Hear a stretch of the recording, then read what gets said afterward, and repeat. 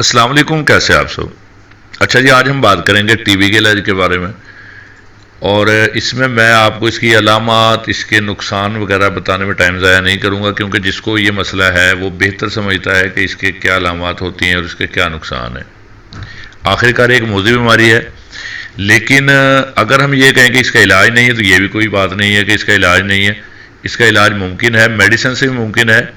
और अगर आप लोग मेडिसिन से इलाज नहीं करवा सकते या नहीं करना चाहते, तो इसका बहुत ही आसान सा मैं आपको एक इलाज बताऊंगा कि टीबी का जो भी मरीज़ है, तो एक तो उसे एहतियात करना चाहिए उन चीज़ों से जिनसे खांसी ज़्यादा बढ़ती है, बहुत ज़्यादा ऑयली चीज़ों से या फास्ट फूड वगैरह से।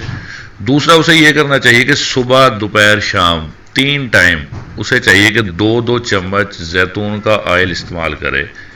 अब उसे चाहे वो नीम गर्म पानी में मिला के पी ले, चाहे वैसे ही पी ले। हाँ, अगर इसके साथ वो कर सकता है तो ये करे कि उसमें आप जो है कि उसके साथ थोड़ा सा शहद भी इस्तेमाल कर सकते हैं। तो ये बहुत ही ज़बरदस्त इलाज है टीबी के मरीज़ का। आप इसे इस्तेमाल करें, सुबह दोपहर शाम 2-2 चम्मच जैतून का ऑयल इस्तेमाल करें। आप देखेंगे कि 1 महीने में या मैक्सिमम 2 महीने में आप इस बीमारी से छुटकारा पा लेंगे। जैतून का जो तेल है, इसे आप कहीं से भी किसी भी स्टोर से ख़रीद सकते हैं। इसे इस्तेमाल करें, साथ शहद इस्तेमाल कर लें।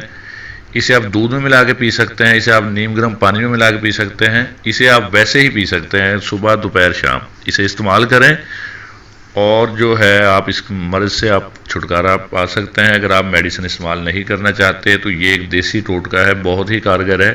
इसे अपने रूटीन का हिस्सा बनाएं और इस बीमारी से निजात पाएँ। तो नेक्स्ट टाइम फिर कोई अच्छी सी वीडियो बनाएंगे, तब तक के लिए अल्लाह हाफिज़।